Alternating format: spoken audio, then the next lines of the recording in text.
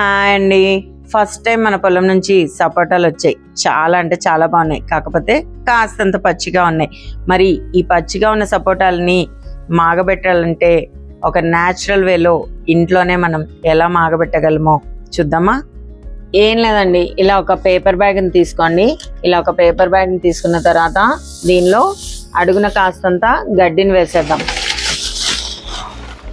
ఇలా అడుగున గడ్డి వేసిన తర్వాత చూసారా సపోటాలు ఎంత బాగున్నాయో. ఈ పచ్చి సపోటాలని ఆ గడ్డి మీద ఇలా వేసేద్దాం. ఇలా వేసేసిన తర్వాత పైన కాస్తంత గడ్డిని మళ్ళీ కప్పేసి